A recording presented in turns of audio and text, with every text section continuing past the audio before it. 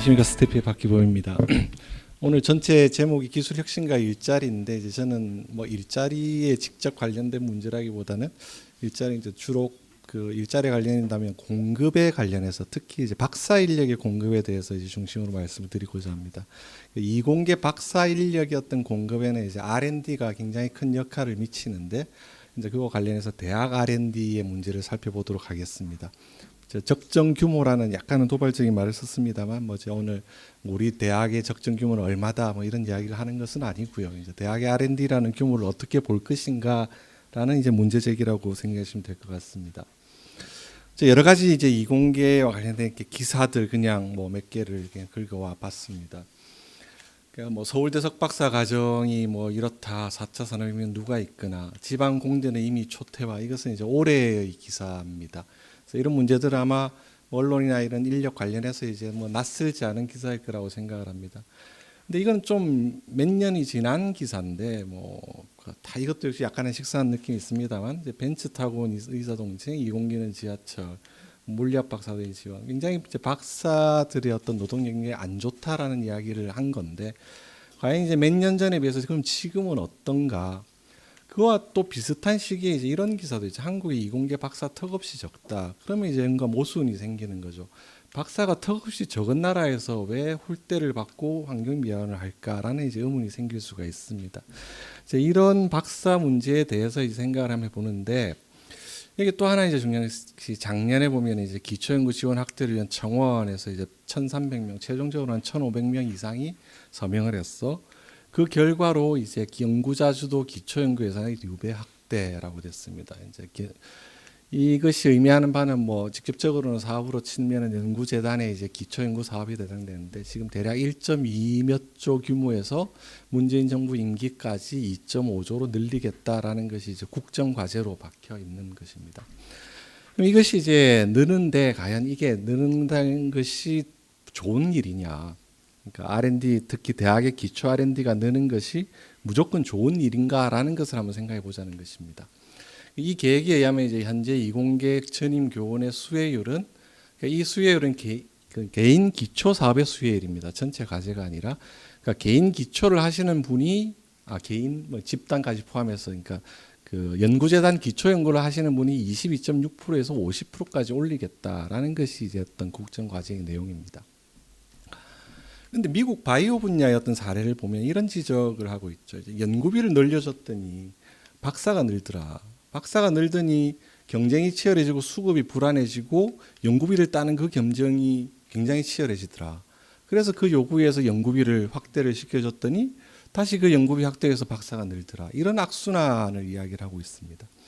이 사례는 사실 미국의 바이오의 특정 분야 사례가 아니라 이제 우리 대학의 사정을 좀 본다면 바로 우리에게도 해당되는 이야기라고 이제 생각을 합니다. 그러니까 학문 분야별로, 그러니까 대학의 연구비를 늘리면 필연적으로 박사의 배출이 증가합니다. 앞서 발표에서 이제 어떤 R&D의 고용 창출 같은 거는 굉장히 복잡한 케이스를 거치고 뭐 몇 년이 지나서 검증이 되니 안 되니 하는데 이것은 굉장히 직접적인 효과로 나타납니다. 대학의 R&D를 주면 그만큼 박사가 늘고 학문 분야별로 거의 정확한 비례 관계를 보이고 있습니다. 결국 박사 인력의 수급과 관련된 노동시장의 문제는 대학 연구비 문제라고 할 수가 있겠고요. 이 대학 연구비 문제에 관해서 바로 엇갈리는 진단과 정책들이 나오겠다. 뭐가 엇갈리느냐? 대학의 기초연구가 부족하다라는 진단과 대학에서 배출한 박사들이 갈 곳이 없다라는 어떤 현상들이 엇갈리는 것이죠.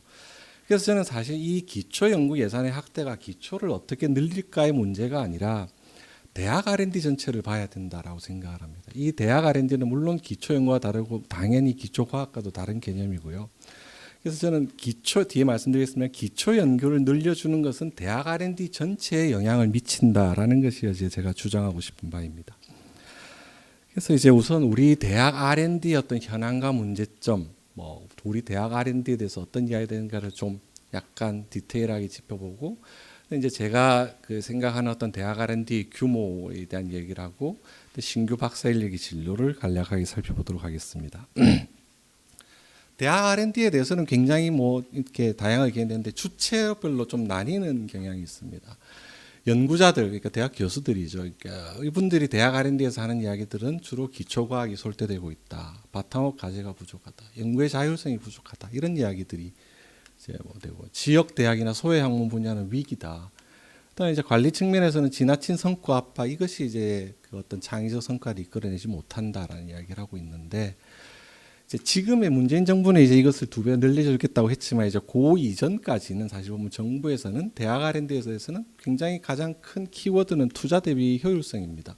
굉장히 많은 돈을 다른 분야에 비해서 대학에 넣은 것 같은데 왜 성과는 이런가? 세계적 경쟁력이라고 봤을 때 왜 여전히 우리는 좀 기대에 못 미치는가? 대학 특성화라는 것은 몇십 년간 이야기를 했는데 왜 안 되는가? 대학에 그러면 얼마나 더 투자돼? 이런 것들이 주로 이제 돈을 펀딩하는 입장에서의 어떤 문제 제기를 할 수 있겠죠. 한편으로 이제 연구자나 정부가 아닌 이제 일반 국민들 그리고 학생들 사이에서는 역시 가장 큰 문제는 특히 기초와 관련해서 부족하고 열악한 일자리, 불통한 경로, 이것이 바로 우수 인력의 이탈로 이어지는 게 되겠고요. 그다음에 이제 사회적 기여에 대한 이야기도 있습니다. 과연 대학 기초 연구 이것을 이제 넣었을 때 그것이 어떤 기여가 있을 것인가? 또 뭐 사소한 문제일 수도 있습니다만 연구비 유용이나 뭐 연구 윤리 같은 문제들도 이야기를 하고 있습니다. 이 대학 R&D의 어떤 규모나 이런 이야기를 할 때 이제 가장 힘든 것은 일단 이제 정확한 규모 산정이 어렵다라는 것입니다. 여러 데이터에서 대학 R&D가 얼마다라고 했지만 정말로 정부에서 대학에 가는 돈이 얼마인지를 아는 사람은 우리나라에 아무도 없습니다. 그것은 일단 큰 틀에서는 이제 국가 연구개발 사업이라는 거와 고등교육 재정 지원으로 나눌 수가 있습니다.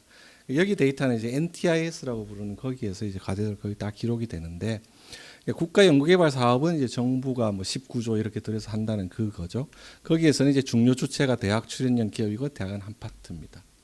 근데 고등교육 재정 지원에서도 대학에 대한 투자가 이루어집니다. 인력 양성 장학금 이런 것들도 있고요. 그다음에 여기에는 그 국립대학 교원의 인건비 같은 경우에 이것이 직접 R&D는 아니지만 R&D와 연관이 있기 때문에 그거의 한 절반 정도는 R&D로 계산을 하고, 그다음에 뭐 교육력 강화, 링크, 뭐 BK 이런 사업들도 일부는 이제 R&D로 하고 있습니다. 그래서 우리가 대학 R&D를 갈 때는 이제 요 교집합이 해당되는 거죠. 근데 이제 잘 모른다라는 것 중에 하나가 이제 그 특히 이제 이 위탁과 관련된 그러니까 상당히 많은 어떤 과제가 출연연이나 기업의 연구 책임자를 하는데 그 다음 대학으로 이제 재위탁이 가는 경우에 NTI에서 일부는 그 어떤 위탁에 그걸 적는 경우도 있습니다만 이렇게 실제로 장면이 뭐 적지 않는 경우도 굉장히 많고 이 규모가 과연 얼마나 될 것인가에 대해서는 잘 분석이 안 돼 있는 것 같습니다. 어쨌든 대학 R&D를 보면 국가연구개발 사업에서는 대략 15년 기준으로 4조 2천억 정도가 간다라고 하는데 대학에 이것은 이제 주는 쪽의 입장에서 한 거고 받는 쪽의 입장에서 대학연구활동 실태 조사를 보면 이것은 이제 정부 돈이고 거기에다가 지자체, 민간 이런 것들을 다 합치면 대략 이 정도의 규모다. 이 두 개는 꽤 의미 있는 수치가 됩니다. 뒤에 이제 그게 되는데 OECD 조사 기준은 물론 이제 전체 금액은 여기에서 넘어간 거니까 그겁니다만 여기서 이제 PPP 기준으로 보면은 이제 우리나라는 굉장히 이 수치는 커집니다. 그러니까 그리고 이제 사실 OECD 조사 기준으로 볼 때 우리 그러니까 꼭 대학만의 문제는 아닌데 우리 R&D가 좀 과다 잡히는 경향은 있습니다. 어쨌든 이제 대학 R&D 규모에 대해서 이야기하는 사람들이 이제 어떤 사람은 이 속에서 이제 정말 뭐 사업성 이런 거 다 빼고 정말 교수가 많은 연구비 그래서 그거는 2점 몇 조다라는 이야기에서부터 모든 걸 다쳐서 7조다 이만큼 간다 이런 다양한 의견이 있는데 이것들도 이제 어떤 인식 차이의 한 원인이 되는 거죠. 서로 다른 규모를 놓고 이야기를 하다 보니까 이게 맞니 정니 이런 이야기가 나올 수 있는 거죠. 그럼 이제 조금 더 구체적으로 연구 사업에 대해서 이제 R&D 현황을 살펴보면 먼저 이제 굉장히 그 청원이나 이런 데서 강조됐던 게 기초 연구와 바텀업 과제였는데 결론적으로 사실은 기초 응용 개발의 구분은 저는 무의미하다. 이 데이터를 가지고 뭔가 이야기를 하는 것은 아무 의미가 없다라고 저는 생각을 합니다. 단적으로 기초 연구비 자체를 이렇게 보면은 대학이 제일 적습니다. 그러니까 공용이나 기업보다 오히려. 그다음에 대학 연구비 안에서 기초 연구가 차지하는 비중도 35% 정도밖에 되지 않고 응용 개발. 지금 기초 응용 개발을 구분하는 그 기준이 어떤 굉장히 자의적인 그러니까 이제 좁은 평 단계에서 연구 책임자가 이게 기초다 적으면 기초 연구 그거 한 거죠. 그럼 사실 기초 연구비를 늘리고 싶다. 굉장히 간단합니다. 전국의 연구 책임자들에게 공문을 보내서 정부에 이제 기초 연구 수치를 좀 올려야겠습니다. 가능하면 기초 연구에 체크해 주세요. 이러면은 한 10%는 금방 오를 수 있습니다. 마찬가지로 바텀업과 그 탑다운의 구분도 사실은 좀 그러니까 자의적인 부분이 있죠. 굉장히 뚜렷한 바텀업도 있습니다. 그러니까 연구재단의 기초연구 사업 같은 것은 거의 100% 바텀업이고 굉장히 뚜렷한 탑다운도 있습니다. 뭐 우주 발사체 개발 뭐 무슨 뭐 이런 것들은 이제 탑다운인데 사실은 이제 그 중간에서는 굉장히 다양한 기획의 수준이 이루어지는 거죠. 이제 보건복지 뭐 암정복 사업 같은 것들이 기획이 됐다. 근데 이제 거기에 굉장히 거기에는 뭐 아주 암에 관련된 기초 연구를 하시는 분이 이제 그 뭐 단백질 이런 걸 하시는 분이 그 사업을 한다. 그럼 그걸 탑다운으로 볼 것인가 바텀업으로 볼 것인가 이제 큰 의미가 없다라는 것이죠. 근데 이제 단지 그 미국이나 이렇게 외국과 비교할 때 굉장히 아주 확실한 성격의 그랜트 성격의 어떤 바텀업이면서 이제 뭐 연구자에게 이렇게 하는 그런 사업은 이제 우리나라에 이제 좀 굉장히 부족하다라는 것이고. 이제 이 구분이 무의미하다는 이야기를 제가 이렇게 길게 말씀을 드린 이유는 이것이 이제 바로 대학 R&D의 어떤 특성과 또 문제점과 연결이 되기 때문인데 우리 대학에서 대학 교수님들이 과제를 신청하는 기준은 가장 큰 목적은 인건비 확보입니다.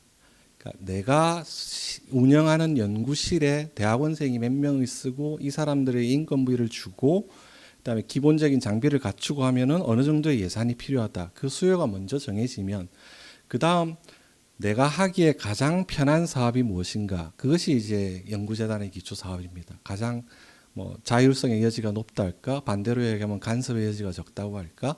선호도가 가장 그 높은 사업을 하고 그게 안 되면 다음 사업 이렇게 가서 최종적으로 그 어떤 2억 3억을 채우는 것이 그 목표가 되기 때문입니다. 그러니까 이런 어떤 R&D 구조화에서는 기초가를 늘린다, 응용을 늘린다 또는 바텀업을 늘린다 이런 것들이 실제 연구 현장에 별로 적용이 되지 않는다라는 것이죠. 그래서 그것이 바로 그 원인이 이제 개인 중심의 R&D 지원입니다. 우리나라의 대학의 이제 R&D는 거의 절대 다수가 개인으로 약간의 집단이 있으면 가고 있습니다. 이 말은 사실 대학이 뭔가 자율적으로 우리가 이 분야를 키워보고 싶다라고 해도 그러니까 과학기술원들을 제어하고 나면 그것을 할 수 있는 여지가 없습니다. 결국 그 대학의 교수님들이 개인 능력으로 연구비를 따와서 서바이벌을 하느냐 못하느냐 이제 그것이 이제 어떤 그 연구자로서의 그 어떤 캐리어를 나누는 것이 되는 것이죠.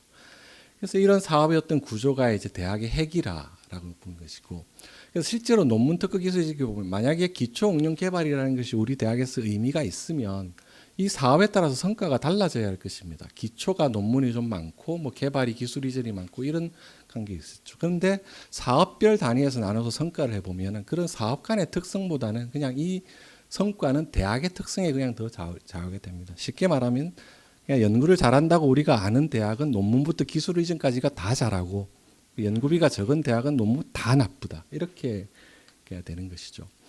그런데 이제 이것은 아주 뭐 좀 나이브하게 이제 사업을 뭐 순수 바텀업 이렇게 몇 가지로 나눠 보면 흥미로운 것이 포트폴리오 그러니까 한 대학에서 수행하는 R&D의 규모는 다르지만 그 R&D에서 기초가 차지하는 비중이 얼마냐, 응용개발이 차지하는 비중이 얼마냐라는 것을 대학 특성별로 나눠보면은 거의 일치합니다. 요 하나는 국립특수대학이라서 이제 이거는 몇 개 안 되는 특수대학 그걸 빼고 나면 거의 모든 대학이 수행하는 R&D의 포트폴리오는 유사하다는 것이죠. 그렇다면 기초 연구비가 증가한다. 그러면은 저는 타 사업 지원은 감소할 것이다라고 예상을 합니다. 그러니까 수요의 측면에서 그러니까 이제 실제로 교원들에게 이제 사업의 구분을 중에서 어떤 것을 선호하십니까라고 물었을 때 62% 정도가 연구재단의 그 기초연구 사업을 선호한다. 그다음 연구재단의 국제연구개발 사업, 타부처 사업, 산학협력, 민간기업 과제 이거는 다 합쳐야 10몇 % 정도로 이렇게 나오고 있습니다. 그러니까 그 상황에서 이제 기초연구가 늘어난다면 좀 더 기차는 다른 사업을 하지 않을 가능성이 커지지 않을까라는 것이죠. 일단 이제 앞에서 말한 개인 위주의 R&D 지원이랑 같은 이야기로 대학의 여지가 없다라는 것이고 이제 그러니까 대학이 어떤 전략적으로 뭔가를 할 수 있는 이제 통째로 주는 지원이 없다라는 것이죠. 그래서 이것이 바텀업 사업의 소모적 경쟁을 일으키고 하는 원인이 아닐까라고 생각을 합니다.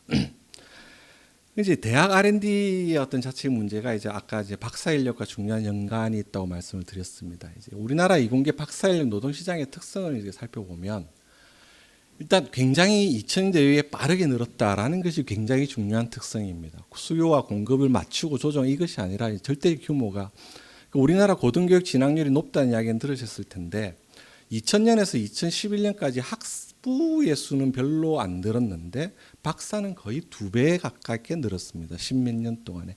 이런 굉장히 많은 공급의 압박이 특성을 주는 것이고 그다음에 이 경로가 다양해지고 있다. 특히 일반 대학원의 비전일지 학생, 우리나라 박사 노동시장을 분석하는데 항상 데이터가 좀 현실과 어긋나는 것 원인 중에 하나가 우리나라 대학 박사 중에는 그러니까 직장을 다니면서 대학원을 병행하는 직장 병행자가 반을 약간 넘습니다. 그러니까 대학원에서 일반적으로 학부 마치고 석사, 박사로 이어지는 학업 그리고 이제 학위 과정 중에는 공부만 하는 학생이 오히려 반이 안 되고 직장을 다니면서 부가적으로 다니는 사람들이 더 많은데 물론 뭐 직장을 다니면서 부가적으로 다니는 사람들이 뭐 의미 없다 이런 말씀을 드리는 것이 아니라 이 부분들은 대부분 굉장히 여건 좋은 직장을 갖고 계십니다. 직장을 보면은 공무원, 교사, 공공기관 공사 이런 쪽이 이제 굉장히 높은 비중을 차지하는데 이분들은 이제 이미 직장을 갖고 있기 때문에 학위를 따도 그 직장으로 갈 수가 있는 거죠. 그렇기 때문에 박사 노동시장에서의 초임 같은 것이 굉장히 높아서 전체의 평균을 완전히 흐트러 버리고 또 비정규직 그 비중 같은 것들도 계산을 할 때 전체 박사를 보면은 완전히 현실과 어긋나게 됩니다. 그래서 이제 박사 노동시장을 볼 때는 이 학업 전념자와 직장 병행자를 구분하는 것이 이제 굉장히 중요하다라는 것을 이제 뭐 뒤에 나오겠습니다만 이제 여기서 말씀을 드립니다. 그래서 대학 R&D 파급력으로 박사 인력이 느는데 이제 이공계 박사 인력은 이제 급증을 하고 있다. 그러나 이 박사급 연구 인력의 일자리 증가는 이제 별로 늘지 않고 있다라는 것입니다. 15년도 기준으로 광의의 이공계 졸업생이 7,800명 정도가 됩니다. 근데 이 속에서 박사급 연구 인력 증가한 숫자는 한 3,000명 정도에 불과합니다. 이 수치가 얼마나 바뀐 거냐면 90년대 초반에는 박사가 10,000명이 늘었으면 박사급 연구 인력은 2만 명이 늘었습니다. 그러니까 이전에 그 말은 이제 이전에는 박사가 없는 상태로 연구 개발을 하시다가 이제 추가로 박사를 따시는 분들이 생기고 해서 그런 건데 어쨌든 그때는 학위를 따면 곧바로 연구 개발 일자리가 있었는데 지금은 이제 이 정도의 인력만이 일자리를 가진다는 거죠. 그래서 뭐 여러 그 노동시장에 대한 데이터가 있습니다만 단적으로 보면 첫 일자리에서 교수나 연구직을 가지는 비중이 얼마나 되는가라고 했을 때 83년에서 87년 졸업자는 57%인데 2008년에서 12년 졸업자는 35%입니다. 더욱 우려스러운 것은 현재 하시는 일이 당신이 받은 박사학위와 관련성이 얼마나 되느냐 이것을 나누어서 75% 이상이 된다는 응답이 이때 졸업하신 분들은 80%가 넘습니다. 그런데 이때 졸업하신 분들은 40%도 되지 않습니다. 이 말은 60% 이상이 학위와 관련 없는 일을 하고 있다. 그러니까 학위와 관련성이 떨어지는 일을 하고 있다라는 것이죠. 이 대학 R&D 파급과 박사 인력 양성으로 이어진 것은 바로 연구비를 확보를 해야 대학원생을 확보할 수 있고 인건비를 대학원생을 확보를 많이 해야 논문의 수가 그만큼 늘어날 수가 있고 그 성과가 늘어야 연구비를 딸 수 있는 이 구조. 그러니까 이 구조를 잘 올라타면 연구비가 계속 커지면서 연구자가 갈 수 있는 것이고 이 고리가 어디에선가 끊어지면 이제 연구비가 굉장히 어려워지는 그 타락이 되는 것이죠. 그렇기 때문에 이것이 분야별로 연구비를 넣으면 그것이 박사 배출과 거의 비례를 하는 그 원인이 된다고 할 수가 있겠습니다. 그래서 이제 이런 부분들이 바로 이제 R&D 정책과 인력 정책이 충돌이라 할 수 있겠는데, 근데 과거에는 큰 문제가 안 됐는데 2000년대 이후에는 왜 문제가 되느냐? 과거에는 이제 일자리의 증가가 굉장히 많았습니다. 그러니까 그래서 바이오 같은 경우가 특히 신규 박사의 어떤 일자리가 굉장히 안 좋은 부분인데 이것이 R&D는 굉장히 많습니다. 대학 R&D에서 바이오 BT가 차지하는 거의 40% 가까이 되는데 그것이 R&D 정책에서는 굉장히 훌륭한 정책이죠. 왜냐? 민간이 취약한 분야를 공공이 지원하기 때문이죠. 우리나라 민간의 바이오 시장이 약합니다. 그렇지만 그렇게 해서 바이오를 투자를 해서 바이오 박사가 늘었는데 이 민간이 취약하기 때문에 갈 데가 없는 겁니다. 그래서 바로 이것이 인력 정책과 R&D 정책이 충돌이 되는 것이죠. 그래서 결국 이런 대학의 어떤 R&D 현황이나 이런 것을 고려했을 때 과연 이제 문제 해결책이 어디 있는가? 저는 대학의 R&D를 무조건 늘리는 것이 능사가 아니다. 어떤 적정 규모라는 걸 생각해야 된다라는 것을 이제 말씀을 드리고자 합니다. 이 적정 규모 측면에서 이제 첫째 그냥 굉장히 거시적으로 한번 데이터를 한번 보면 우리나라 국가 R&D에서 이제 대학이 R&D가 차지하는 비율은 9.9% 정도 됩니다. 다른 주요 기업에 비해서 좀 낮죠. 이 낮은 것은 사실은 그러니까 결국 민간 부분의 비중이 크다는 건데 저는 이제 이 데이터를 보면 우리나라 민간의 R&D에 거품이 많다라는 이야기가 됩니다. 그러니까 인력도 거품이 많고 R&D 예산도 거품이 많습니다. 그런데 물론 뭐 그건 중요한 뭐 이 발표의 주제는 아니고요. 어쨌든 대학의 비중이 이 정도인데 그렇지만 국 인력이 차지하는 비중도 한 이 정도 돼가지고 대학 연구 인력 1인당 연구비로 하면 그렇게 낮지 않습니다. 이 수치는 OECD 평균 12에 해당을 하는데 이 1등에서 9등까지는 보면은 작은 나라들, 그러니까 뭐 룩셈부르크, 스위스, 핀란드 이런 나라들이고 우리가 아는 웬만한 나라들은 독일 빼고는 다 우리 밑에 있습니다. 일단 총량 차원에서 보면은 그렇게 부족한 건 아니네라는 이야기를 이제 할 수가 있는 거죠. 그다음에 이제 대학 R&D 교원들의 가장 큰 수요가 학생 인건비라고 말씀을 드렸습니다. 대학원생 인건비 충당을 하기엔 최소 연구비가 얼마냐 계산을 했었을 때 우선 계산은 뭐 간단합니다. 계산할 것도 없고 석사, 박사 과정 학생들에게 인건비 한선이 월 120만 원, 80만 원 이렇게 돼 있습니다. 그것을 주려면 얼마가 필요하느냐? 그 소요 인건비가 1.2조 원이고 이것이 이제 대학 인건비 비중이 27.8%니까 그걸 적산하면은 필요한 연구비는 4조 4천이 됩니다. 그럼 이 4조 4천이라는 숫자는 아까 보여드렸던 우리 대학 R&D 규모에서 볼 때 중앙정부 대학 투자보다는 약간 부족하지만 지자체나 민간을 포함하면 이것은 넘어가는 규모입니다. 결국 우리 대학 R&D 규모는 이 배분을 잘하면 인건비 충당에 문제가 없다라는 것입니다. 결국 우리 대학 R&D는 총량이 아니라 어떤 배분이나 관리에 문제가 있다. 그러니까 총량을 드리는 것이 문제가 아니다라는 것이 여기서 드리고 싶은 말씀이고요.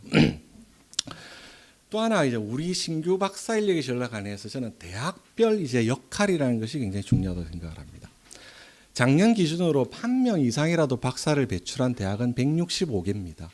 근데 박사 인력 배출 규모를 기준으로 1등에서 쭉 순서를 세운 다음에 상위 20개 대학, 21등에서 40등 이렇게 나눠보면 상위 20개 대학의 박사 인력이 55%를 차지하고 이 대학에서 연구비의 약 60%를 쓰고 있습니다.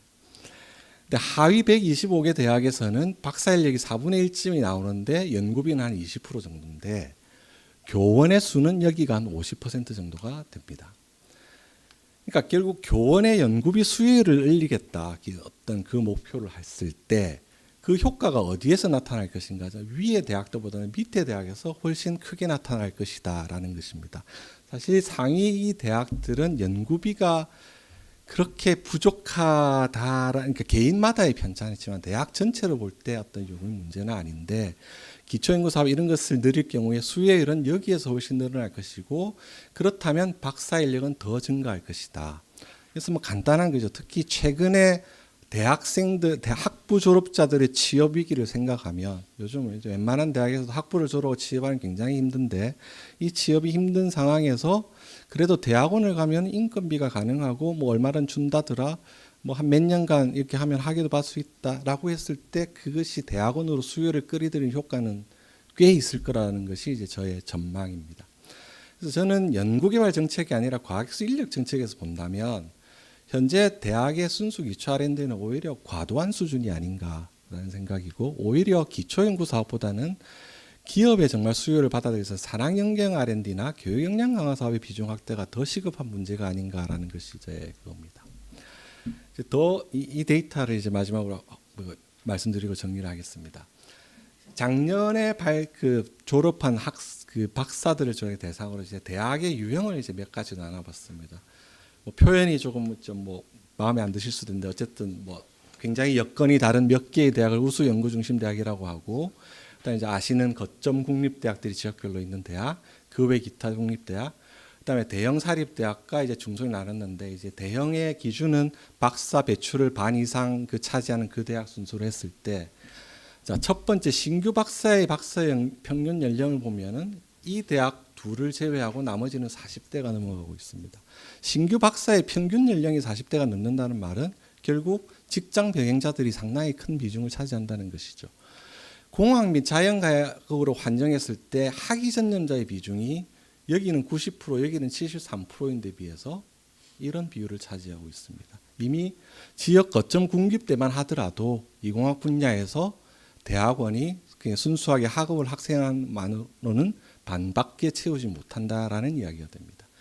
그다음에 이 졸업을 한 친구들이 졸업 직후에 어디로 가는가를 봤을 때 우리가 흔히 그 박사에 가장 선호하는 직장은 공공부문이라고 이야기를 하고 공공 다음으로 민간을 생각을 하는데 오히려 이 대학 우수 연구 중심 대학과 대형 사립 대학에서 민간 기업으로 더 많이 가고 나머지 대학은 오히려 대학으로 더 많이 갑니다.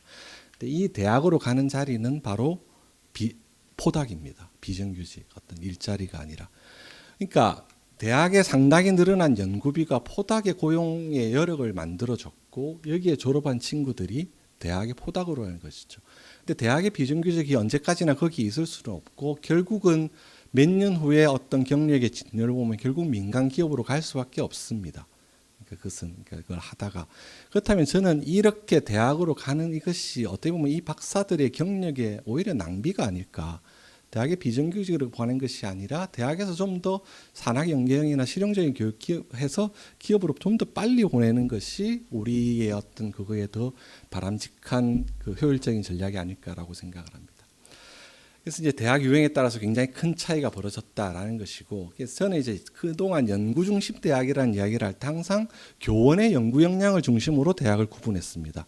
교수가 몇 명이냐, 연구비가 얼마냐. 그런데 저는 그것이 아니라 그것도 중요하지만 학위자들의 진로가 더 점유가 있다. 특히 지역 거점 국립대를 예로 들면 이 지역 거점 국립대는 R&D 규모 자체는 상당히 큽니다.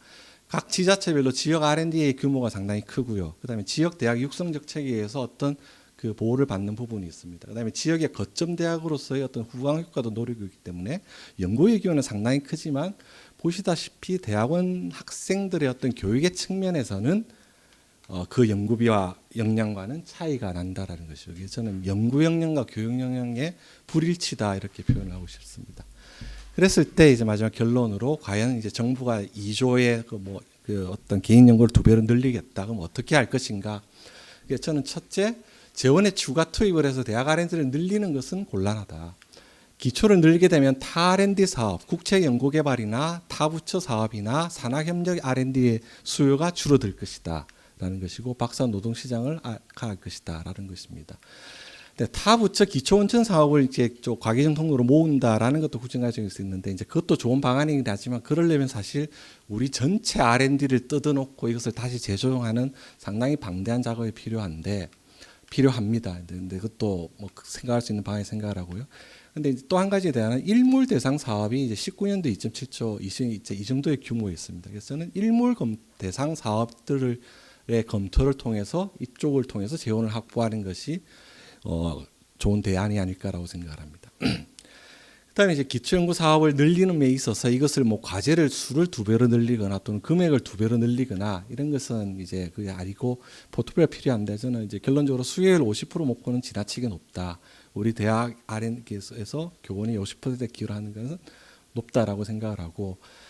어떤 뭐 이에 따라서 이제 해야 되고 저는 특히 이제 개인뿐만이 아니라 대학 단위 어떤 지원 사업을 이 속에서 이제 추진해 볼 때가 되지 않나라는 생각을 하고 더 중요하게 생각하는 것은 이제 이것이 기초연구 지원의 확대가 박사 인력의 증가로 이어지지 않게 하는 대책이 필요하다라는 것을 이제 강조를 하고 싶습니다. 그래서 그 아까 보여드렸던 선순환고리에서 어딘가를 건드려서 이제 이것이 넘어가지 않게 한 예로는 이제 그 박사 인력의 어떤 그 인건비를 개인이 부담하게 하는 그 책임을 이제 완화시켜주거나 또는 연구 전문 인력이나 기술 인력 같은 것들을 이제 교원이 그 연구비를 충당하지 않게 되도록 공통으로 지원하는 방안 같은 걸 통해서 어떻게 보완이 될 수 있지 않을까라고 생각을 합니다. 네, 이상으로 발표를 마치도록 하겠습니다.